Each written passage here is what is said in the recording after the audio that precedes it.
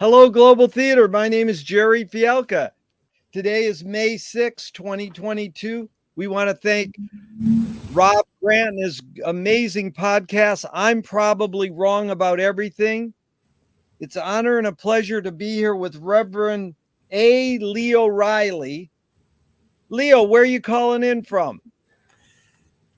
Toronto. It's a real honor. It's a real honor and a pleasure to be here with you. You know, I want to dedicate our session to a gentleman who got a big obituary in the New York Times the other day. He really affected me. His name is Justin Green. He's an underground cartoonist, and he did this cartoon called Blinky Brown Meets the Holy Virgin Mary. And boy, was it an amazing eye opener for me, because I was raised a Roman Catholic as well. So we're celebrating you being a Roman Catholic priest for 60 years. So we'll start off with this question. What's the best thing for a human being? Getting to heaven. Getting to heaven. Getting to heaven. That is beautiful. Leo, what's your favorite form of information, how it comes into you? Just memory now, I guess, because my memory doesn't work very well. I don't learn much new now. Well, you've provided us with a lot over your career, because we have a link to your article in the Second Nature Journal. So why do you think humans collect information? Why do they gather or collect information? Well, information is the only commodity of any value. That's a McLuhan quote. That's good. And I like how you laugh. Marshall was a jokester. Only commodity of value. So do you want to collect information is more innate in humans or more invented?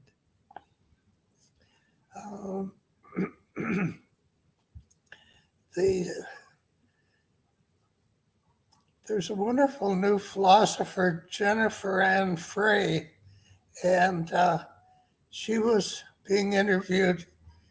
There's a book called The Search for Knowledge. No, Desire and the Desire for God. And she was saying, as you become well educated, it might draw you to God. Can we go into your Catholic background at any point?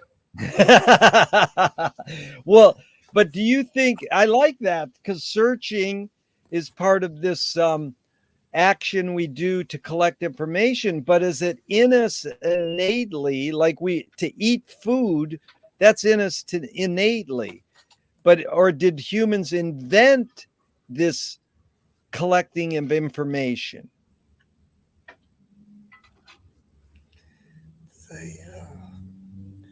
I wish I could remember the name of that book. It's a famous French priest philosopher. How knowledge might lead to a desire for God. Yeah, knowledge leads to the desire for God. Yeah, well, we can figure that out. Do thoughts create? It's so difficult. Oh no, you're great. We're just having fun, Leo. Okay. Do thoughts create emotions?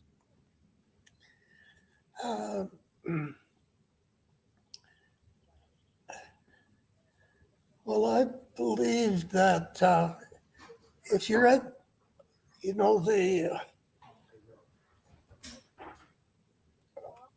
I believe in sort of the progression of philosophy. McLuhan was a Catholic convert. He was a Thomist. He felt that he brought Thomist into the real world. and he was an entertainer. I'm sort of laying on you thoughts that I've gathered to hit you with. So, what was the question? No, the question was, do thoughts create emotions? Okay, the thoughts create emotion. Does thinking create feelings?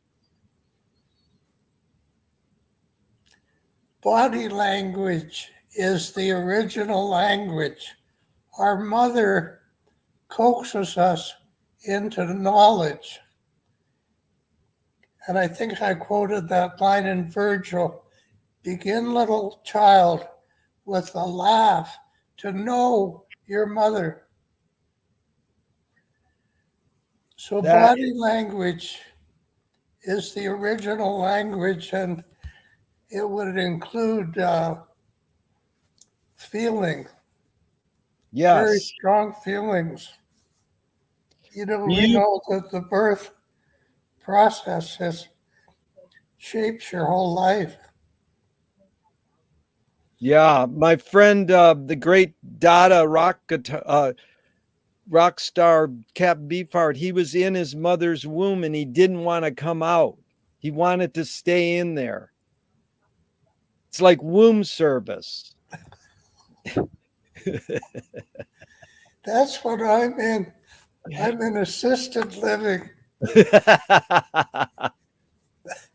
If my meals are brought to me late, I get upset. I don't, but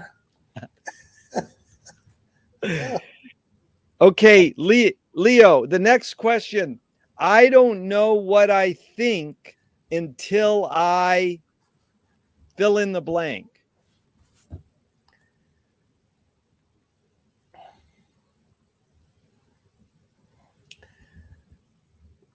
could we spend a little more time on the birth process? Oh, of course. But body language. Yes. So I'm always being influenced by body language. When I come in contact with another person, I'm looking at myself, admiring how nice I look at age 87. You look You're great. About 70. Yeah. I looked up as much as I could on you. Czech, isn't Fialka a Czech name? It Czech. Is. They call me Bounce because I'm one bad Czech. Yes. Very good. I'm Czechoslovakian and Polish. Yes. I heard a good one today from Agatha Christie. She said it's good to be married to an archaeologist because the older you get, the more interested they are in you.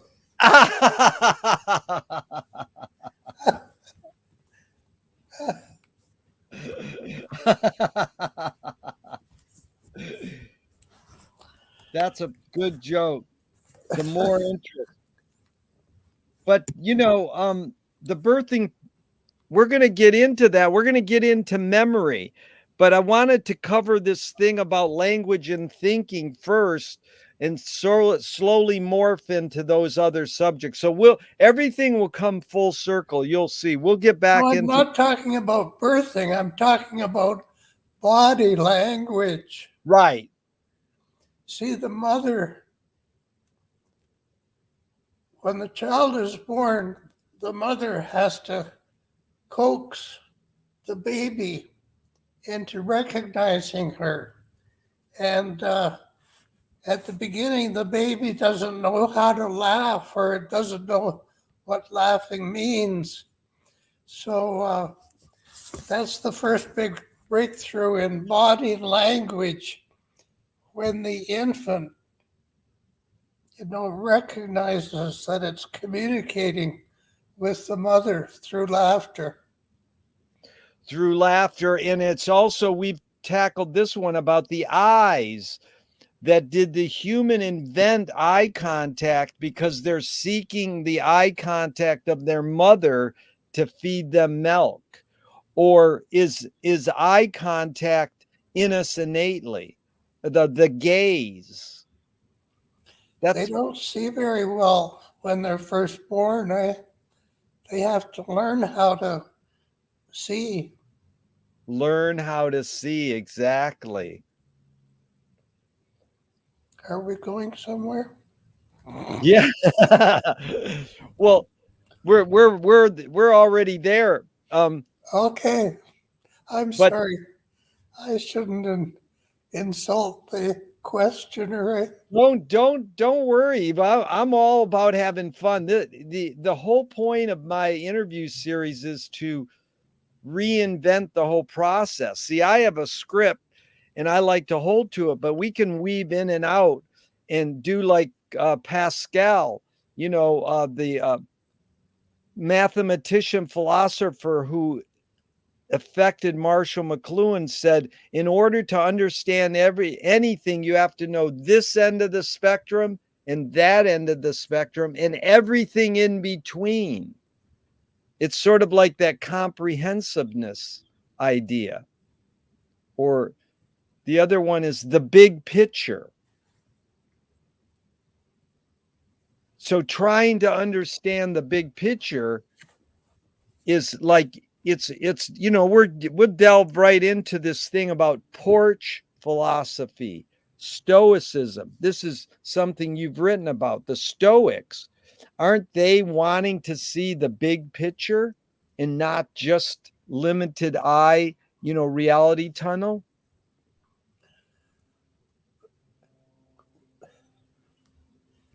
Well, I think what the Stoics added, truth is the correspondence of the description to the thing being described. And that was an advance on Aristotle because it made the truth measurable, testable. In other words, that's still how science works. You have to give a description of the problem that people can agree on or contest and see if they disagree with it. Now, I think the Stoics were the ones who brought language, but I could be completely wrong because I talked to these, pretty famous people. Is there such a thing as intramental and extramental reality? Is there an intramental way of looking at things? Well, I guess it doesn't affect necessarily. We've had such smart people among our priests, because it used to be the boys to be a priest was the highest thing. Maybe you were tempted to be a priest at one point. I aspired to be a priest at one point. Yes, indeed. And I think who ended that was John Kennedy. Oh, really? Why is Kennedy end? You mean people my age wanting to be a priest? Why did he end it? Well, 1960 was the turning point. And, he was such a rascal underneath. He was lauded to the skies. And yet he was, as he said to de Gaulle, he couldn't go very long without sex. And de Gaulle was amazed at that. But he also recognized that Kennedy politically was moving in the right direction. And he said to him, Mr. President, listen only to yourself. Is that his inner voice, you mean? His own conscious? Well, that'd be de Gaulle's example. My gosh, he hung on through some pretty tough times. But listening to yourself, is that intuition, impulse? Don't let anybody else tell you what's right and what's wrong.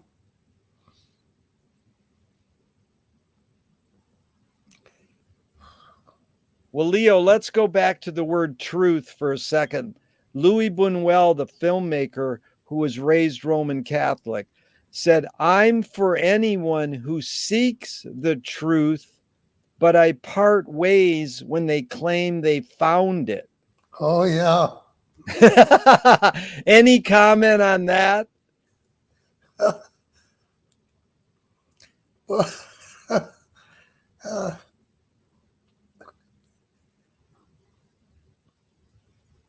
There is a truth. What did General Booth? There is a hell as dark and terrible as is the description of it from the lips of Jesus Christ, the truthful. So Buñuel, is he still alive? Nope, he died. Yeah. So he's, thank goodness we can't judge anybody, eh? Yeah. Well, Louis also said, "Thank God I'm an atheist." Oh, did he? But the other word you brought up there was reality. I love your differentiating two types of reality. Is perception reality? Well, I gave you what I thought was the Stoic addition to Aristotle's definition of truth, which was the correspondence of the mind to the reality. Now, I think the Stoics added the correspondence of the description to the thing being described.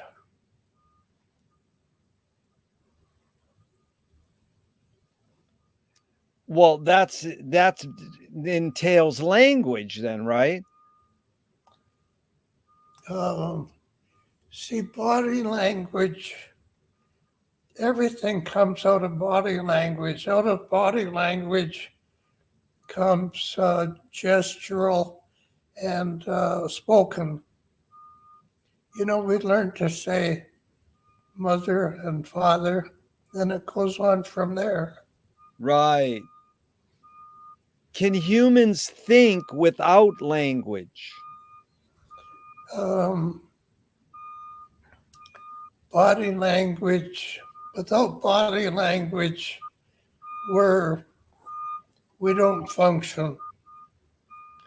You see, like a little baby that's born and just left to look after itself, that'd be a living death, eh? It wouldn't ever function properly. Yeah. And that's what happened with experiments like, Hitler encouraged girls to get pregnant, and then he was going to raise master race, and it was a total disaster. You can't have children without mothers. Right. What do you do, Leo, when language doesn't work? Whether it's body language or verbal language or written language, when it breaks down and doesn't work, what do you do? Oh, body language always works. Well, I'm at a loss I would like to write one more article defending the position that the Stoics added physical language to philosophy. but I'm not sure that I can do that. At 87, I'm not sure that I can get downtown anymore. Fortunately, stuff is coming online so quickly. Well, is this what you're touching on is called macroscopic gesticulation? Because macroscopic means visible to the naked eye, and gesticulation means gestures or body language. How do you explain macroscopic gesticulation? That's the last sentence, isn't it? Yeah. So it must be pretty deep. Well, I think, McLuhan had the idea of the mystical body of Christ.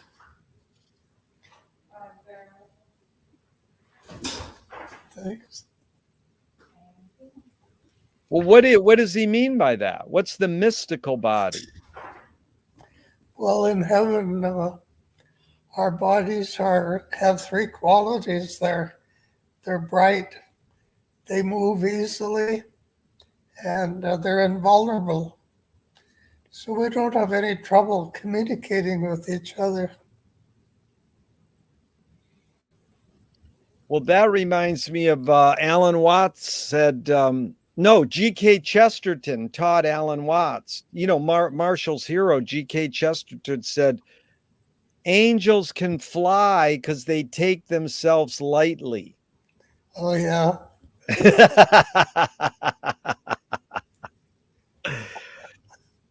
Leo, is thinking a function of the soul?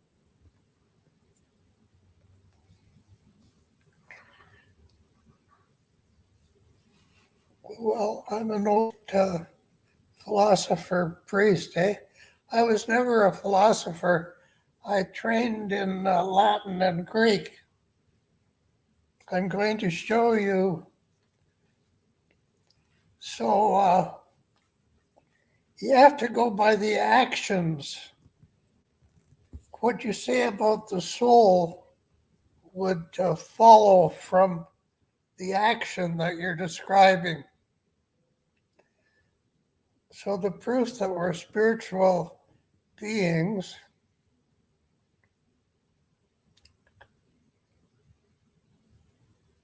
certainly, it's a matter of faith for me. Right. But it's great you brought up the word action, because in our Carl Jung group the other day, we brought up 3 processes. One is thought, one is verbalizing it, saying it, and then the third one is action. Okay. So if what I have challenged thinking about is, how can a baby be born with sin? Isn't the baby the most pure form of humanness? And then it acquires thinking, or it's hardwired. Then it acquires language, talking, and then it acquires action. So you're bringing up original sin. Well, I'm curious your take on that. Is the baby born with original sin? Well, Jennifer Ann Frey, now you could write down her name. You might want to study a little more. I got it written. I definitely have it written down. Frey. Yes. Because, she was asked that question, but she thought original sin was the answer. Because the pagan philosophers, you'd think if they struggled for excellence, they would achieve it, eh? But she felt they didn't give enough attention to original sin with St. Augustine, and she agreed with that. She's the mother of 6 children, so she's definitely done her duty by the church, eh? Yeah. I should stop being so silly. No, this is great. We're both ends. But it's like, can you separate the sin from the sinner? I'm trying to suss that out. And the real deep question I want to ask is, do evil people exist, or does evil use people as a vehicle? Oh, there's so much evil in the world. Wouldn't you agree? Well, yeah, but I mean, is it more so this essence, or is it human beings are evil? Which one is it? Well, fortunately, we can't judge anybody, not even Hitler or Putin or the American Empire. So you're saying you can separate the sin from the sinner, or you can't?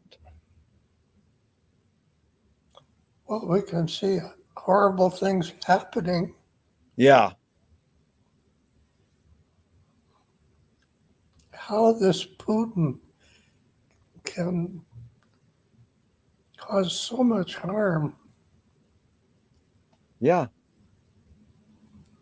In this day and age, you would think, why would anyone do that? I mean, it is, yeah. Well, the argument is the American capitalists are relentless. Yeah. But is that the human as a human, or the invention is so powerful its hidden effects of change human beings? Like a lot of times when I ask, are evil people exist, or does evil use people as a vehicle? People go, everyone's capable of evil. Even I?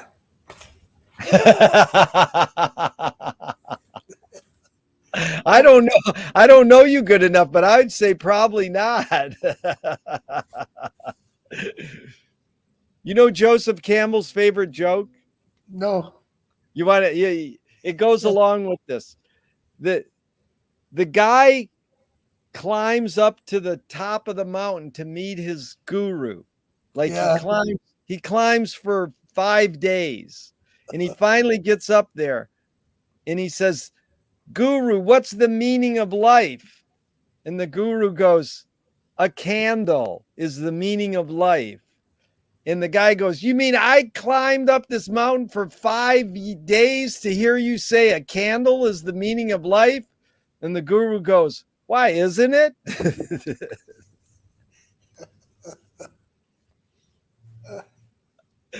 Or there's a better one is, the guy goes to the guru and he goes, "What's the best question I can ask you?" And the guru goes, "The one you just asked me."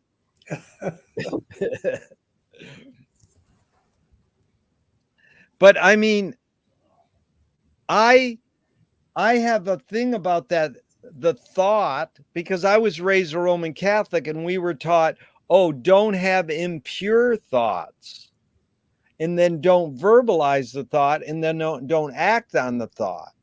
So one of my conundrums growing up, and I still pray, I don't say the Our Father, I say the Hail Mary as a sort of mantra to calm myself and to feel good. And it's like a song, or it's like a choir, a chorus, a clarion call. And I find that there's a line in the Our Father, it says, "Lead us not into temptation." But it seems, shouldn't we know that there's temptation out there and use it as a vehicle to improve, rather than asking, "Don't give me any temptation. Lead me not into temptation." That seems ironic. Can you explain that um, conundrum I'm in? Well, that's the end times. It's got an eschatological, deliver me from the evil one. And that's belief in the devil. So Catholics, and it's difficult. I can't say that I find it easy. The evil one and the temptation is sort of like the the terrible. We're all living on the edge. Don't let us fall over the edge, I think is what it means. But as far as the sexual part, we're not doing a very good job. I think we have to somehow bring women into the picture, make them somehow, put them in charge of sexuality in the church. Was that matriarchy? Is that, what caused matriarchy? I thought you're talking about patriarchy. No, I was the other way around. What caused matriarchy? The great mother goddess, or Yeah, the women running the world, women being the leader or the dominator. well, I think we've got women pretty well under our thumbs at the moment in most of the world, and now the Supreme Court wants to codify it. Well, that's horrible, and they've been, but weren't there societies way back in time where women ran ran things. They were the dominator. Or is that not true? That's called matriarchy. Rule by women. I don't think it's clear at all. Yeah, some people say it didn't exist, but what, I asked there. How come I've got probably wrong in the corner of my Yeah. Yeah, it should be on the corner of my screen. I'm the one asking the questions. But I asked Eric McLuhan what caused patriarchy, and he said men caused patriarchy. But what caused matriarchy? One person said love, or the biological fact that women give birth. So since they're giving birth and they're giving life, then they sort of like ran the ship. It's like you might get this. The word mafia begins with the two letters ma, M-A.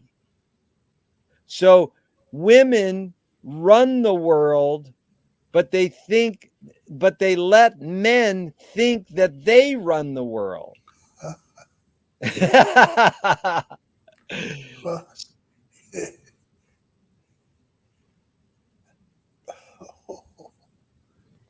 So, I'm just curious. We want women to have their rights, but at the same time, I think it boils down to Riane Eisler, who studied Maria Gimbutas and said partnership rather than dominating.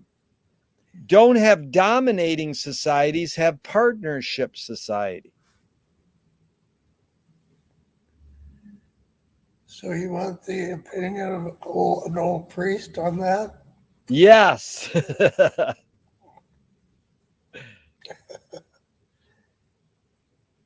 Well, I'm pro.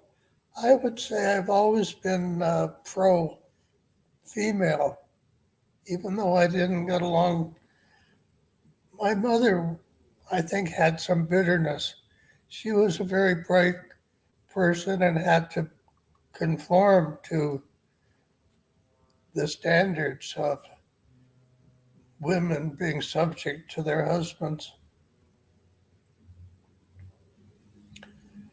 So I believe in complete equality. I wish it could happen in the church. I wish women could be ordained. Well, at least deacons would be a good start. I agree. But let's go, Leo, let's go back to your being raised by your mom. I'm interested. What was the tipping point where you decided to be a priest? Was there something, did your parents take you to church every day or sent you to a Catholic school and there's some tipping point where you go, this is what I want to do? No, I think my father was the devout one. My mother was, at age 7, she was homesteading in northern Alberta, central Alberta, and she thought the Protestants were better off because some of the priests had drinking problems. So she did not think my becoming a priest was a good idea, or even that I was a very good one. Was she didn't think it was a good idea, but was your dad telling you you should become a priest, or did you just go, I want to become a priest? I want to become a priest. But what kicked you over to that philosophy? You're attending mass. I mean, what was the parish, Monsignor Smith, and then the priests of the community that I belonged to, Basilian Fathers of Toronto. And the school I went to, St. Mary's Boys, I think 6 out of 7 priests were Basilian priests. And the reason for that was that in Alberta, you could get a salary that you couldn't get in Ontario at that time. And so they were able to send a lot of money back east to help the community, which at that time was expanding. You know, we kept expanding up until 1960, until Kennedy gave such a bad example. It's funny because Marshall, it wasn't usually political, but he has that great line. Why must we continue to mow down the Kennedys? He really made us. I didn't know that. Yeah, I'll send you the whole line. It's a really great line. But I'm saying your background, did you find, I'm curious, Leo, your take on what is the function of prayer? Why do you pray? What's the intention behind prayer? Why was prayer invented? Or was it invented by humans? Is it innate in humans to pray? Or was it invented? And what is the function of prayer? Well, prayer is the lifeline of the soul, or something like that. Prayer is our presence to God, the most important thing in our lives.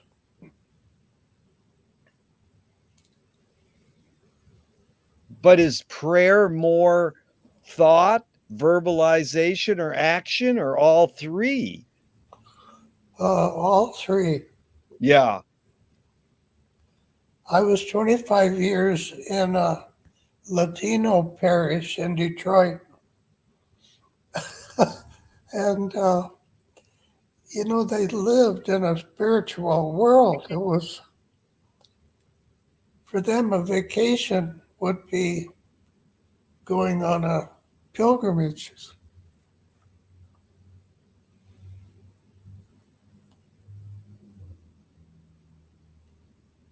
And now we have Filipinos. I don't think Filipino ladies look after us here. They come to Canada, make enough money that they can send some of it home. What a world, eh? Where the rich exploit the poor in one way or another.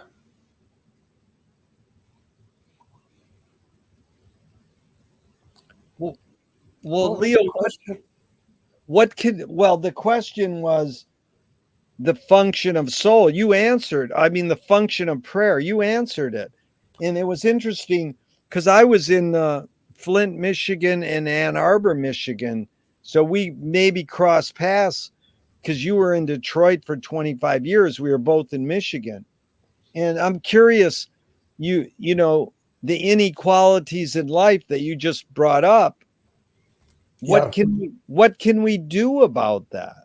How do we stop? Let's just go this. How do you stop your government from going to war? Yeah.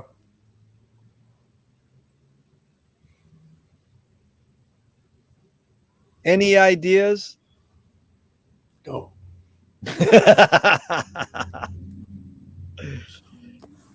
Do you believe in karma? No.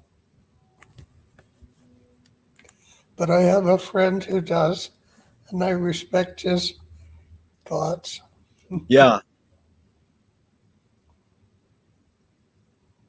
Are you more afraid of old ideas or more afraid of new ideas? I'm married to old ideas.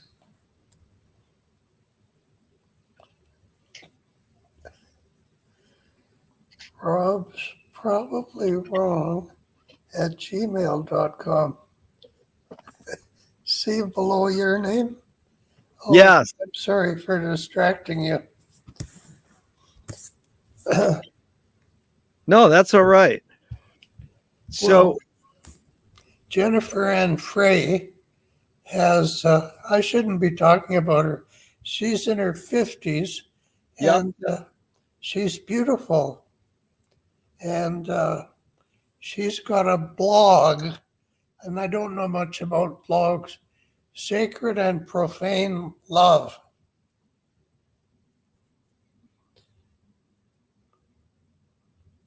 So she's sort of, I would say, the new wave. You know, just when you think things couldn't get worse, a new person comes along. Who else is like that? Well, that's important. So you're saying she could possibly be part of a solution to keep governments from going to war by starting a dialogue, right? You're saying to inspire thinking in action. Well, 25 years in Detroit, and I can't even think of his name. He was a disciple of Berrigan, Yes. Daniel Berrigan, Yeah. and wrote a book about him. And now there's a John Wester in Kansas City. Wait a minute, New Mexico. What would it be in New Mexico? San,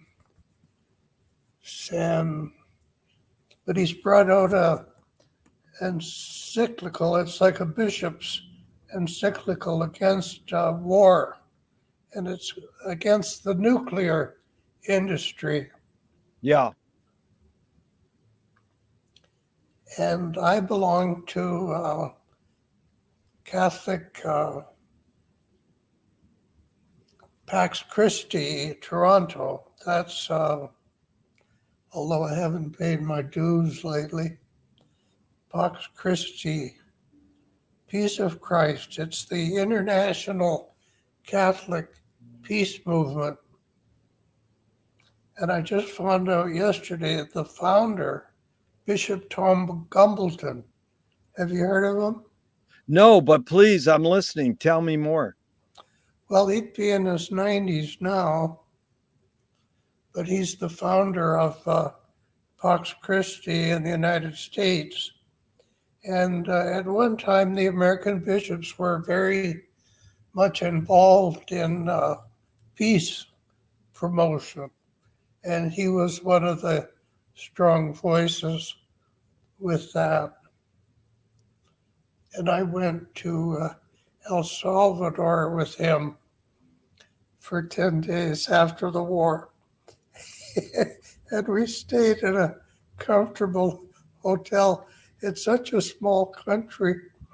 We're able to come home every night to set a quiet night.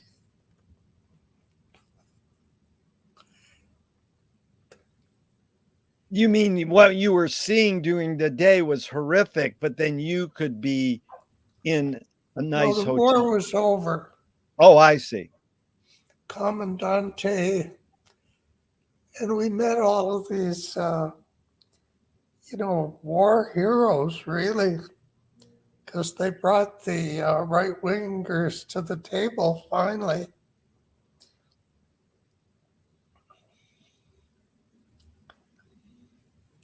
I regard myself as pretty far to the left, but my confreres laugh at me because they think I'm pretty ineffectual.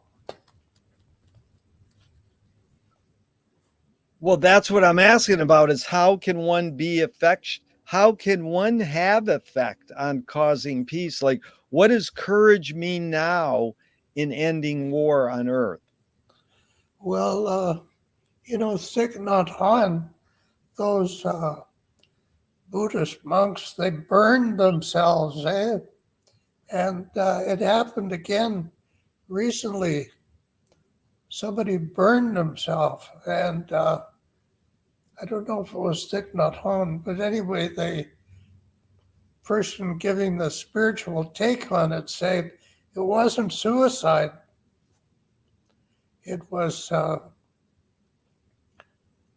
It wasn't suicide. It was a act of defense, of defiance. Defiance, yeah.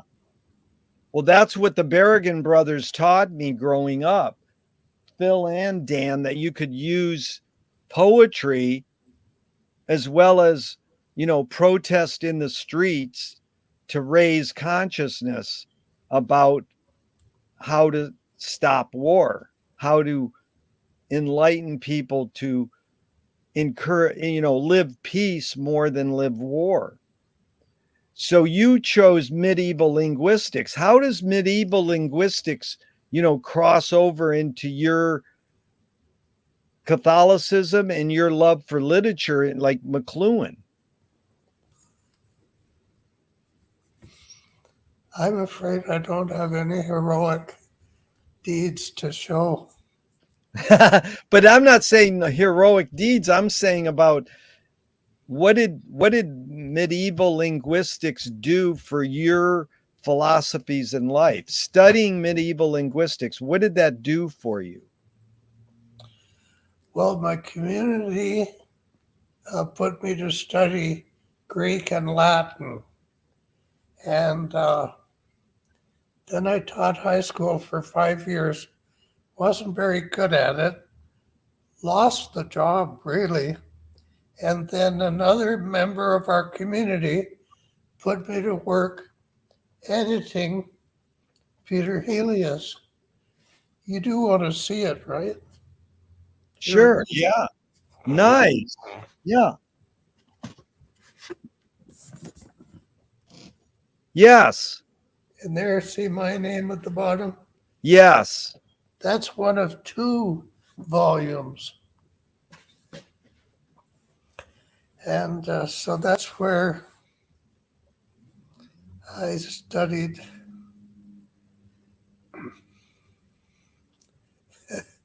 Oh, Well, don't ask me. but Leo, I mean, what did you get out of that? What did it teach you? Oh, well, I think it taught me the most important philosophical point that I want to make, that fish know nothing about water, and scholars know nothing about the fact that they're not dealing with ideas, they're dealing with language. Yeah. Well, they asked the symbolist poet Mallarmé, Degas asked him, where do you get your ideas and your thoughts? He says, they're not ideas and thoughts, they're words. Oh, well, there you are. But I mean, did you write your book, Realism in Philosophy, or you're still working on it? I never got off the ground. But do you have your notes somewhere? Um,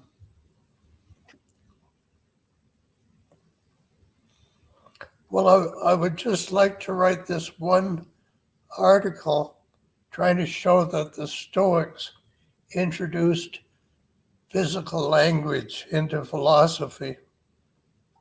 Right. That you mean that's what the main emphasis of realism in philosophy would be. Well, it would be an addition in the sense that the Stoics added that truth is the adequation of the description, the physical description, and the physical thing being described. Right. So,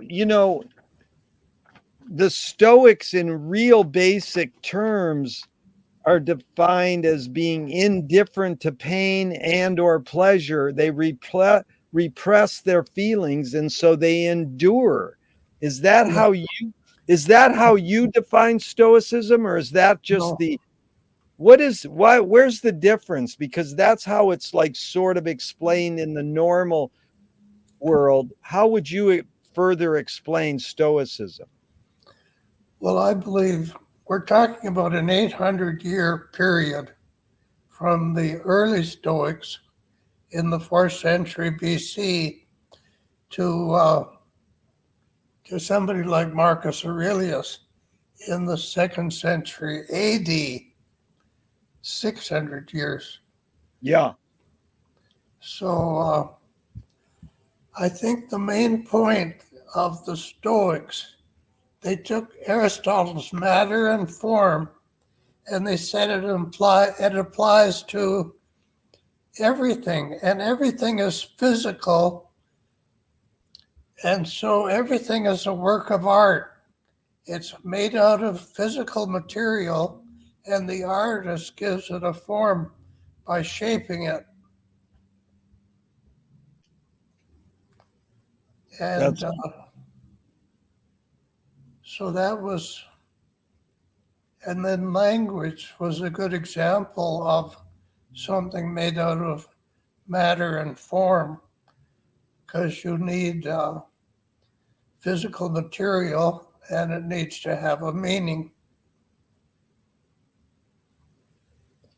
Well, that was a good explanation. What's the difference between art and science? Nothing.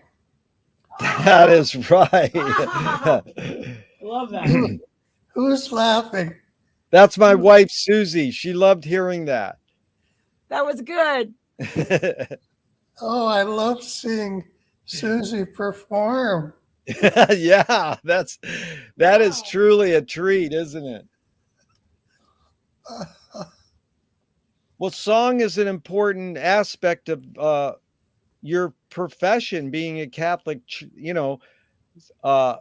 Stained glass windows, choirs, the rituals.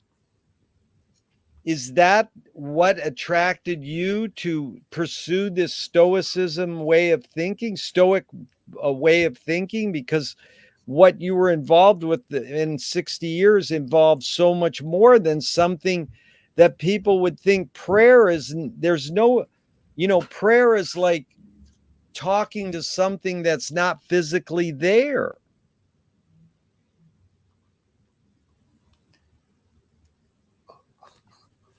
Well, if God's not there, we're in trouble. But I mean, the non-believer would go, well, how can you prove just because you built a statue or a sculpture or a stained glass window, how can you prove he's there? But I wanted to add that I think the Stoics started out on a very positive note. Everything is a work of art, Right. including God. And so everything is either a human work of art or a divine work of art. I see. And so that would have been a very positive. And it's only when you come to, the Roman imperial period, which was a pretty depressive period anyway, that you get, like Marcus Aurelius. I don't think he was really a philosopher. He was a literary person talking about his burdens, and I haven't read him, I have to admit. But do you think this Stoics then or later repress their feelings? That's what. But yeah, I think over the period of time it became negative. But they repressed them so they could endure. So that's like you shouldn't repress them because then it will just fester underneath. Well, and I think I'm a student of the early Stoics, not the later Stoics, I 600 see. years later. Because I don't think the later Stoics represent the original spirit of Stoicism. I And that's see. why I like to call them the porch Right. philosophy. You must have ESP, Leo, because that was the next thing I was going to ask you. Right on my notes, it says right there. Why is it called porch? Porch is a covered entrance. Why did they? What does the word porch have to do with your philosophies in early Stoicism? Well, that's the meaning of Stoa. Stoa means porch.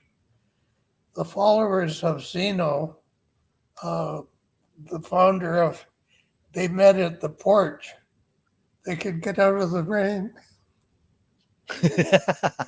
So it's again the physical thing. It's a covered entrance Yeah, good into a question, new. though. Bob, Bob from Toronto, the physicist. Bob Holy, Logan. Bob Logan. How Yeah. well do you know him? I've asked him all these questions. I know him pretty good. Yeah, I like Okay. Bob. He's good. Oh, he's as smart as can be. Yeah. Well, he's a graduate of MIT Yeah. and got a top job at Toronto and got into trouble when he switched over giving primary interest to McLuhan. Yeah. Well, what Jew age? besides, Say it again. a Jew besides. Right. But what age did you meet McLuhan and how many encounters did you have with him? Well, by chance, but he was 20 years older, so I always regarded him as kind of out of my league. But I would say 1959, I helped to put on what we called summer conferences, the Basilians, and we had McLuhan give a talk. And so people were divided over McLuhan, and those who didn't like him were called McLunatics. Yeah.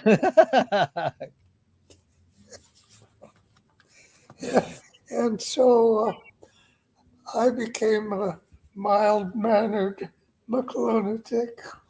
Did you really? I didn't know that because then the other ones are called McLuhan Knights, which is funny because the word night means you're dazed by the night, DAZ. So McLuhanite or a McLuhanite, a lunatic. So you mean you met him in 59? He had already been a converted Catholic since 37. Yeah, but he came on the campus in 46, and I came on the campus in 51, but I didn't really know he existed for quite a while. But we had 100 seminarians, and some of them were very smart. And so some of them had opinions about McLuhan, pro and con. But the ones I remember, I think it was con. McLuhan would not follow schedule. And so people who like to copy the notes and repeat them on the exam, which McLuhan thought was terrible, they didn't like McLuhan. But the kids that were smart enough to get a good mark anyway, they were the McLunatics. They were the one who sang his praises.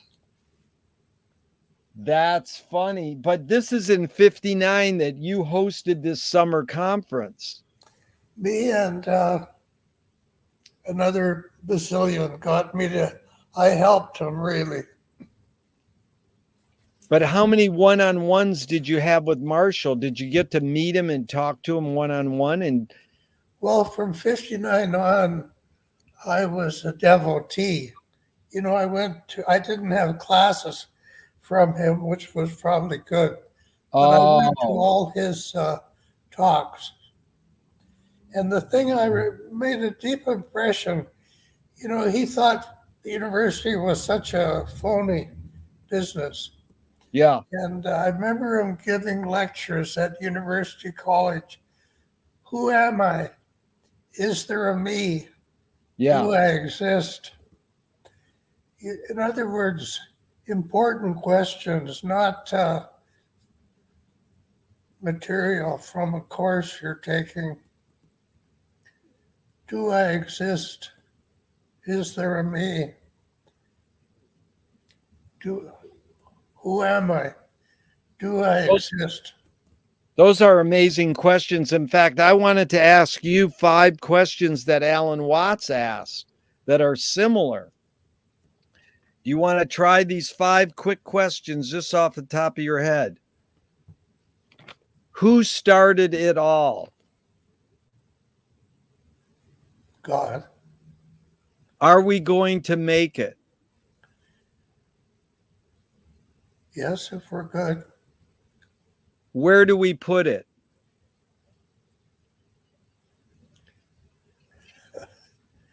Die well. Who's cleaning it up? Oh, God. God is cleaning it up. And the last Alan Watts question is it serious? Oh, yes, as serious as eternity. That was beautiful. Is your wife right there? Yeah, she's right here. Yes. Can I say hello? Of course, you should ask her to sing Revival Day. This is a Bessie Smith song. What a beautiful man you are. Oh, Thank thank you. Thank you. You do the Catholic Church so much good.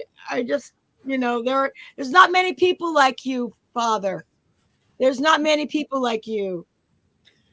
So you did that song from the producers. Which one? You did a song from Mel Brooks, the producer. Oh, God. Yes. What was that? I did it at a party recently. But what you would really like is Make Room for Miracles. That's a new song of mine you would really, really like, Father. Okay. So yes. I don't know how you knew about that producers thing. That was a one-off, but that was fun. Well, why don't you sing Make Room for Miracles a little? Huh? Sing a little of Make Room for Miracles. Well, you'll hear it soon, but make room for miracles. Stand back, step aside, make room for miracles. Why try being cynical? You know that miracles exist. What use being clinical? They happen when you don't resist. Oh, yeah. thank you. That's how it starts. Well, thanks, Leo. What's the function of miracles? Tell us about miracles. Well, by chance on TV, Protestant minister, and this woman, her hands and feet were, let's say, bound, and she was blind. and 400 people prayed for her. And she could see her feet going back to normal and her hands. Yeah. Wow. Protestant. Wow. She's Protestant. Well, do you go to church every day, or do you celebrate Mass? I live in a heavenly place. It's retired. We started with retired priests and nuns, probably about 100. And the whole place holds over 200. So we have a great big chapel in the basement looking out on our beautiful backyard. And we have Mass there every day. And we just sit, we don't stand. And so priests can offer, the Mass sitting down with everybody else, not a private Mass. And then I say my Opus Dei, the prayer of the church, and my rosary, 50 Hail Marys, not just one like you. Oh, no, I do more than one. And the Divine Mercy, which is Pope John Paul II he's not too high in my books right now, Pope St. John Paul II, but he promoted Divine Mercy, St. Faustina. And so I have a friend in Detroit who likes me to say that prayer. So I say it too. Can you say it to us right now? For the sake of your merciful, have mercy on us and on the whole world. For the sake of your merciful passion, have mercy on us and on the whole world. And that's for 10. And then you say, Eternal Father. Sure, you asked me and I can't say it. Eternal Father. But anyway, it's a little longer. Yeah, no, that was beautiful. It just gave us a taste, and we can investigate it further. Well, I'm going to ask you a few more questions, Leo, and then we're going to bring Clinton on because, Clinton studied Marshall a long time too, and he's appreciated your article and actually taught us about it in Second Nature Journal. But I was curious, what's more important, conviction or compromise? Well, we have to live with compromise. Our convictions can get us into a lot of trouble.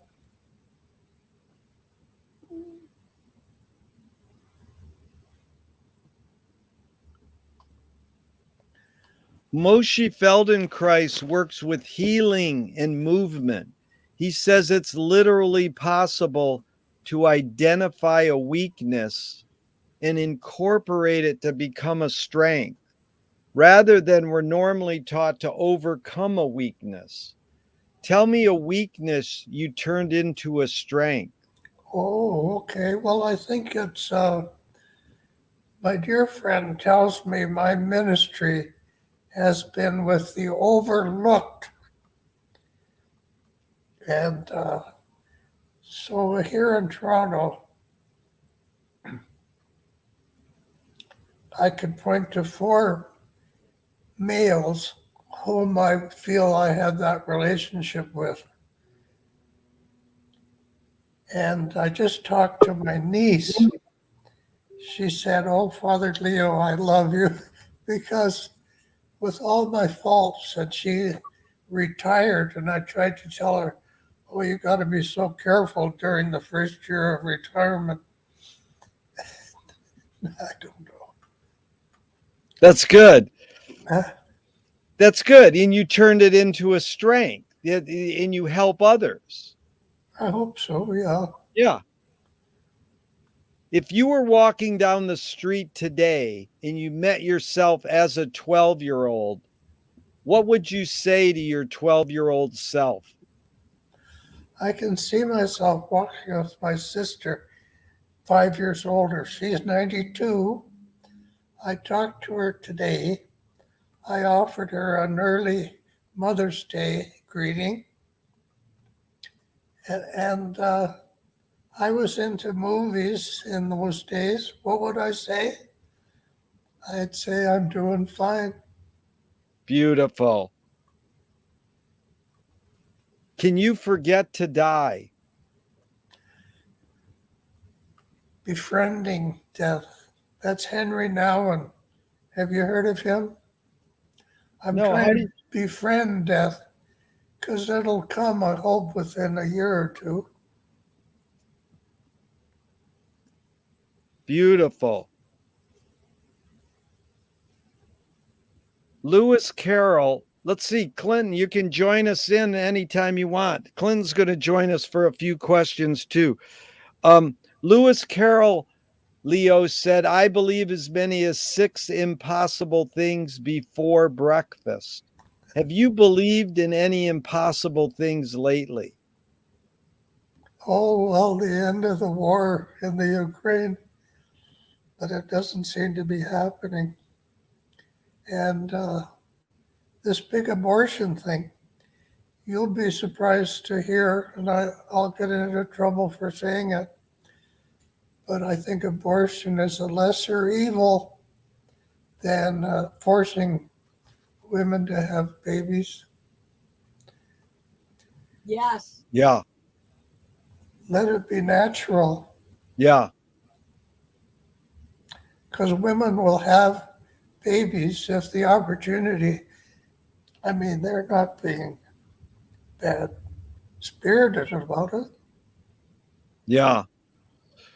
Well, there's a lot of controversy in both those subjects. Fill in the blank. Anger can be a productive emotion when? When can anger be a productive emotion? Well, anger and desire are the basic emotions, so they come into everything. Putting you in your place has required a bit of anger.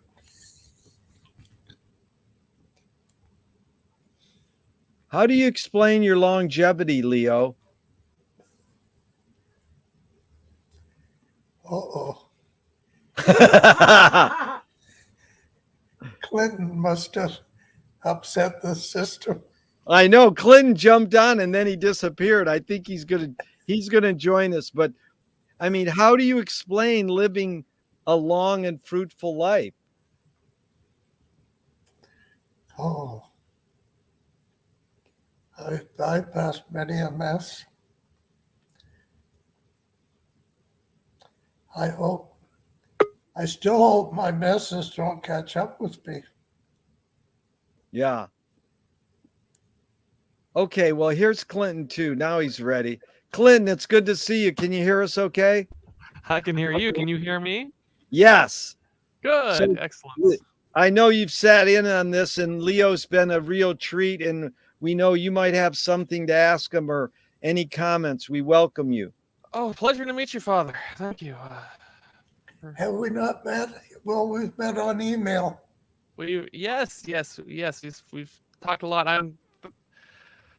Jerry. Thanks for bringing up Leo's expertise here in the Stoic and the porch Stoics. That idea has always interested me. I just finished reading for like a third time McLuhan's thesis, Place of Thomas Nash, where he talks a lot about logos, but when you write about it, you talk about it in different terms. It's language for ideas and language for reality. Is that right? Let's see now, the logos, and this is Leo's insight. It means both, oh dear, the meaningful word and the verbal meaning. In other words, you can't separate those two. It means both the word and the meaning. So how does that conflict with the semiotic idea of having a sign and then it refers to something? I don't believe in semiotics. Good. That is a great answer. But do you believe in a cross being a sign? What is a cross then? I mean, it is just to jump in. Sorry, Clinton. You pick the cross. Of all the signs to pick, you have to pick the cross as our example, Jerry? Clinton, while I have a chance, while I've got you lined up, yeah. What did you ever think of getting a degree somewhere? Oh, I shouldn't ask sure. you that. I'm bipolar, so, but I'm on my medication. You'll be glad to hear that.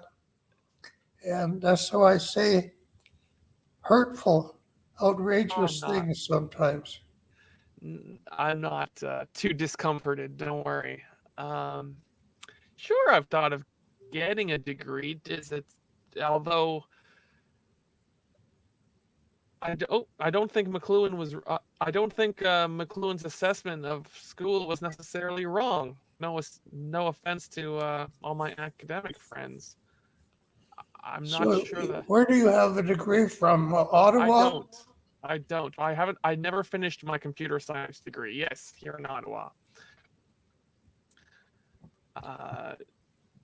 So where would you go to get a degree?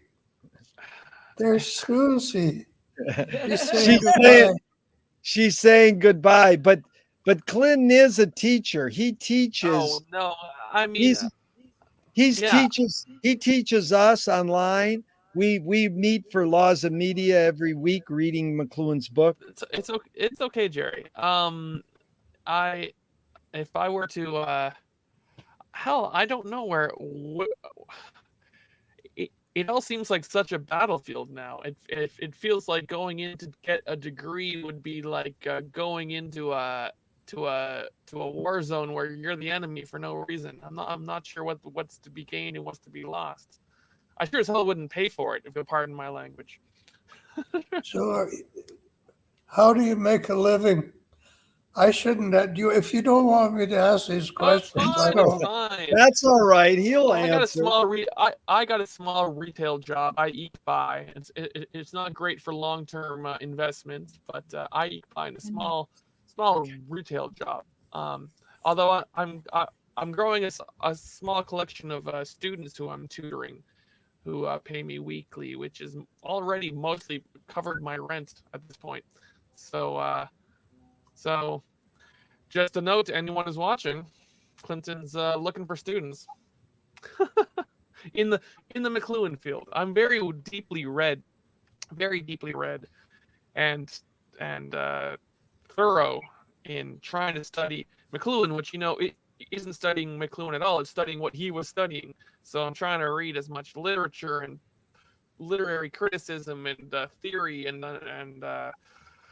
all these characters, T.S. Eliot and Wyndham Lewis and all, and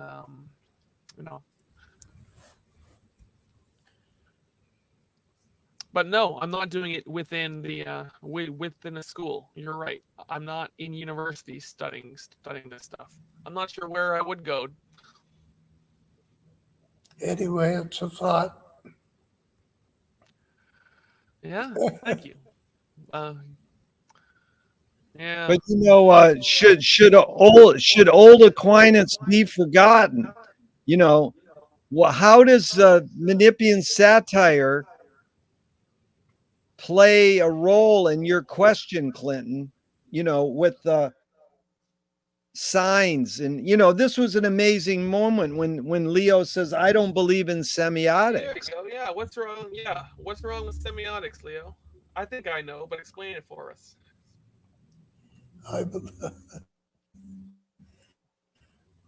Well, sounds like you haven't read my thesis where I explain that I agree on not semiotics, but theory of meaning. I'm sorry, I'm pooping out. Well, that's all right. We can just go casually here, but it's also this idea of metaphor. Like Marshall said, all words are metaphoric, but are they? Yeah, I quoted that in the essay too, because Terry Gordon asked me to put it in. A word can be detached and then kind of reattached. That's right at the second last sentence, I think, in that paper. And Gordon Wetzel, is it Gordon? I'm grateful. Howard Wetzel. Yeah. Howard Wetzel. But Yeah. I don't understand him. I don't understand him. And you're not moving, Clinton. Well, he'll freeze up, but he can hear you. It will catch up, Leo. But I think it's interesting because T.S. Eliot, who you also quote, says, when I talk to you, I have to use words. But earlier you said, hey, you don't have, we communicate with gesture. Body language. Body language. You talked about body language. So talk about that dichotomy. If T.S. Eliot says, when I talk to you, I have to use words, but you're saying when I talk to you, I use body language. Everything comes out of body language. The mother inviting the newborn to communicate with her. And without that effort on the part of the mother, the child will never be normal. It's so important. Do you have siblings, Clinton? Yes, I have a sister.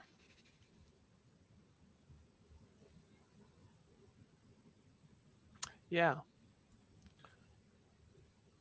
Ignatov is a Russian name. Bulgarian. So pretty Bulgarian. Okay. Oh, Clinton, I'm afraid I'm not breaking through with you, but I won't be here much longer, so you don't have to worry about that.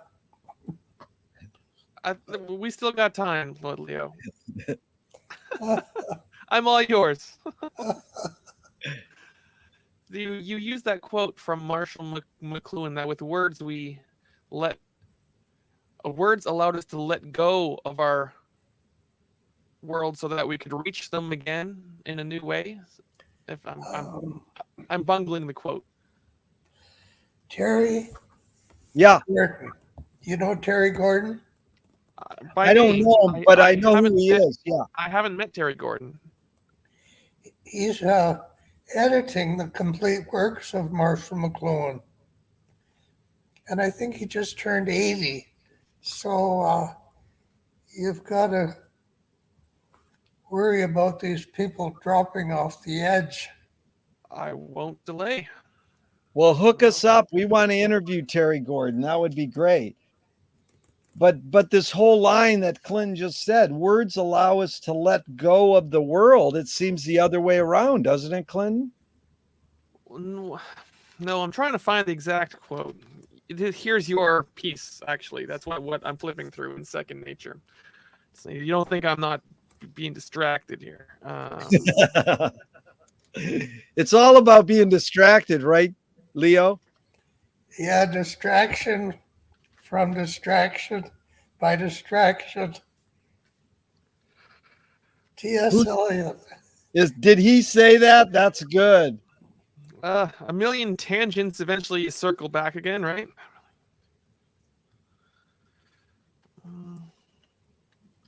At least I hope we do.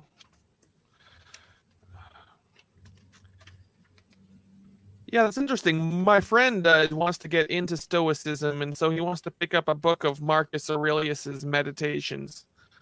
Oh, What would be a better start, do you think? uh, you have to know Greek to.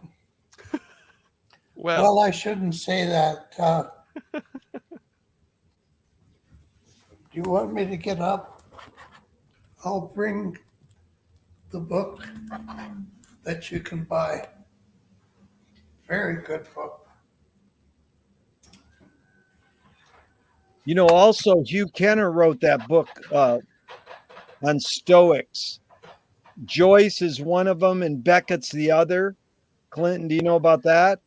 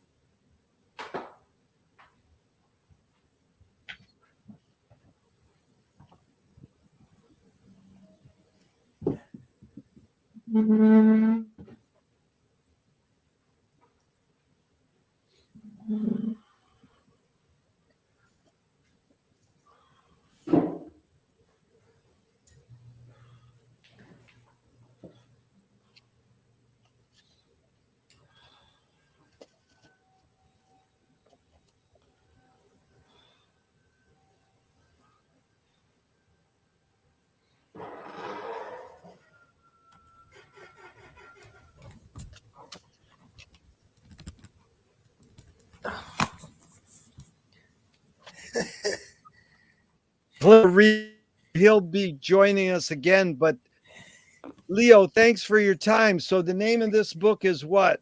The Hellenistic philosophers. The Hellenistic philosophers. Oh, That's a good starting point. A. Long and D.N. Sedley.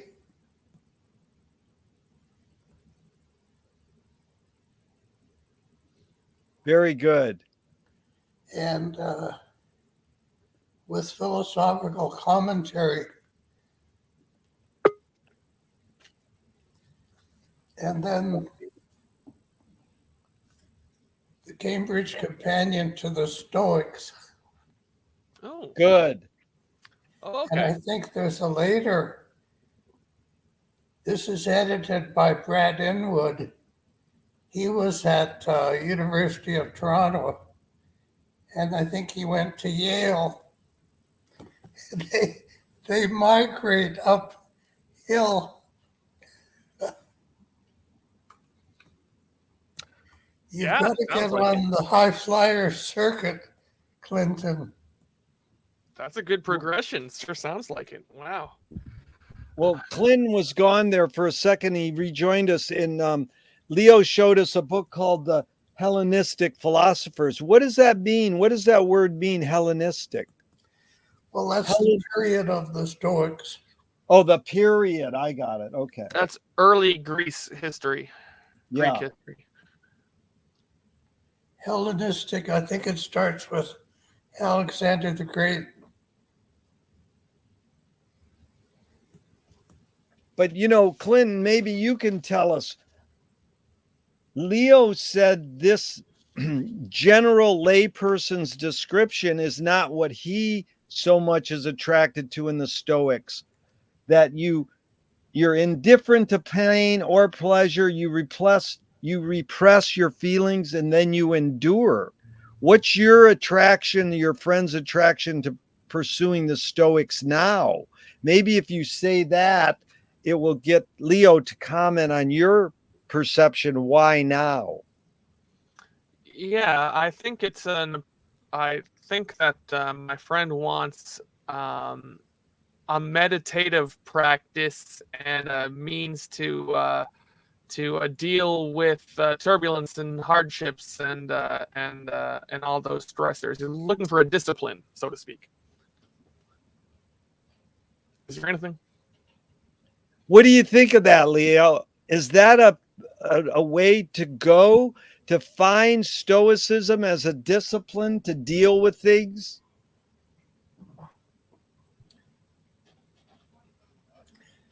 Well, it's my theory that early Stoicism was very positive, not this gloomy later Stoicism, because they thought everything had physical existence and was like a work of art, that God could shape things and humans could shape material into beautiful works of art. And of course, the Greeks were the great artists of. Mm-hmm. But isn't that Marshall's whole attitude when they said, "Are you an optimist or a pessimist?" He said, "I'm an apocalypse. We're in trouble, But apocalypse means to reveal. So there's a hidden psychic effect there to Marshall, studying Marshall, that he's saying there's something deeper. Do you think Marshall was more an optimist or more a pessimist, Leo? He called himself a thug, a thug. Oh, a thug. He But thought he thought Canada should import 2 billion Jews to liven things up. And that's how he felt about, I think, the British establishment, too, that they were too stuffy. Well, he was against the whole university system, but still, what can you do without it? Well, they asked a big guru once, "Why is there evil?" And he says, "To thicken the plot."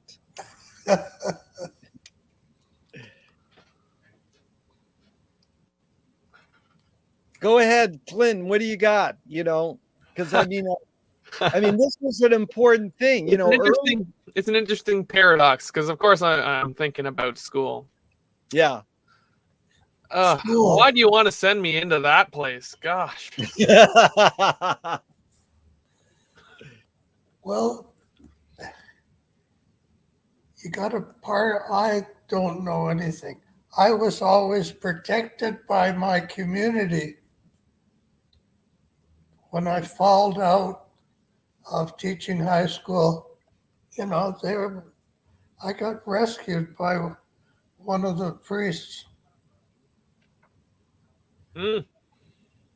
What does rescue mean? Good fortune. Well, he knew I had enough training that I could edit this big 12th century Peter Helios. Right.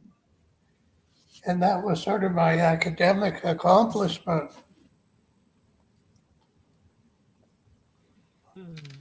Now, I don't know what you can do with computers.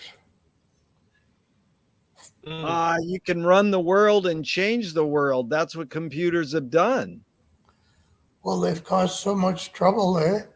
All of a sudden, a huge, they call it a hockey stick rise in suicidal thoughts. Well, if you think about, they use computers to try to model everything, and then they try to simulate things, and then they confuse the model with reality, or the map with the terrain, right? It's all still semiotics. But it's that's I don't like think we want the model in the computer to truly be reality, because then we're stuck inside of now we're sea monkeys who are looking at our bowl of sea monkeys, and then we put on our sea monkey hat and we walk out and we're in the bowl. You don't want to live in a recursive model of reality inside of a computer for real. At least I don't. You're right about McLuhan, that he felt his whole purpose was to rescue us from the harm that was endangering us. Yeah.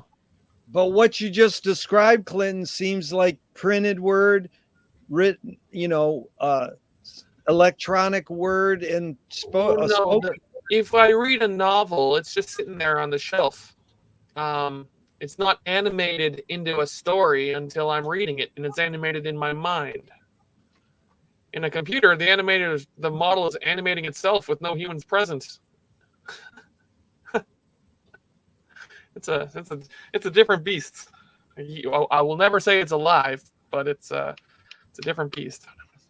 Yeah. Body language is the basic language. If you get that right, I think everything else follows. Mm-hmm. Mm-hmm. Mm-hmm. If your mother, and who understood it, Virgil, begin, little child, with a laugh to know your mother for the first time. She laughs at you, and you learn to laugh back. Well, that's communication, right? Living in the perception of another, and they live in your perception, and so you sense each other. You're in the same. Body language, she's Mhm. speaking in body language, and you learn to respond in body language. I agree.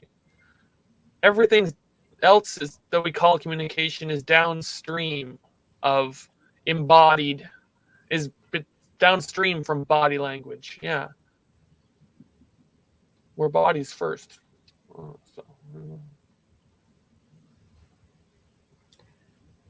So why don't you apply to the Institute of Medieval Studies?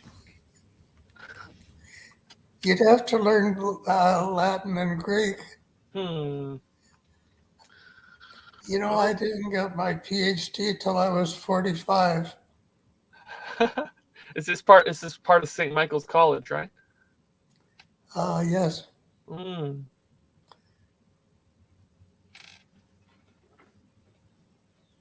I don't know where. Hmm. Anyway, Clinton, all the best. Thank you, Father. All right back at you, and we'll talk again. Okay, we'll close out now. This has really been remarkable. Clinton, please join in if you have anything more to say. And Leo, in closing, what gives you the most optimism? Oh, my faith in God, or God.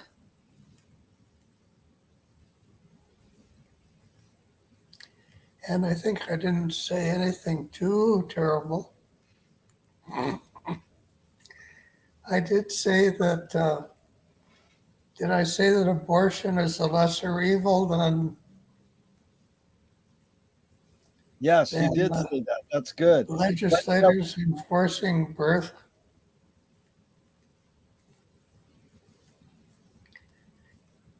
This will all be on the tape, right?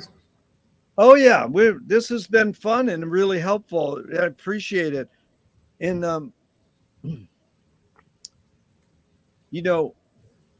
I would say what you've done is shared your time with us, and that's what's important. And we could see both your gestures and your body language and your verbal. So that's what's been important. Yes, I've been quite indulging in body language without even having to think about it. What here's a bonus end question then, Leo. What question remains unresolved for you? Oh, whether I could write a 30-page essay showing that the Stoics introduced physical language into philosophy. I've made one attempt and I sent it to a lady at Yale, and she brought up this intramental reality, extramental, which I don't think exists. And I quote Albert Einstein when he was asked to comment on Bertrand Russell's theory of knowledge. He ended up by saying, the only thing to which I take exception is the, what was it? The bad intellectual conscience shining through between the lines. And I think it was because Russell insisted you could have things that were existentially neutral. You know, they didn't count as existing. And I don't think that's true. If it's there, if it's physical, well, it exists. Yeah. You could use that for your thesis topic, Clinton. There you go, Clint. I concur. I'll have to dig into it a little deeper than that, though. That's back to is perception reality? Well, you know, percept was a big thing with McLuhan. And he liked it better than concept because concept was ideas and percept was more immediate and physical. Mm-hmm. Yeah, he loved Mallarmé saying to define is to kill, to suggest is to create. I say words evoke more in their meaning. Concepts is a con job.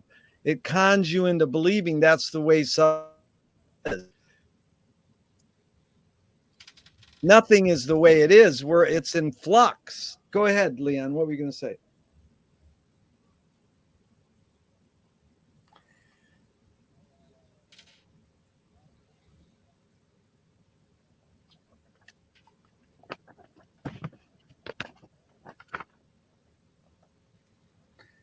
Well, thank you very much, Jerry. Thank you. You know, Marshall said communication of the new is a miracle, but it's not impossible. So I think we've communicated a lot of new here. Thank you, Clinton. Thank you, Leo. For our final benediction, Leo, go ahead. You close us out. Oh, well, may the force, who I believe is God, bless you and keep you and your loved ones. Amen. Amen. Thank you, Leo. Thank you, Clinton. I love you guys. May this never end. Even though I'm going to hit the end button, it's going to go on for eternity. Okay. That's it, isn't it? That's it, for eternity. Woo.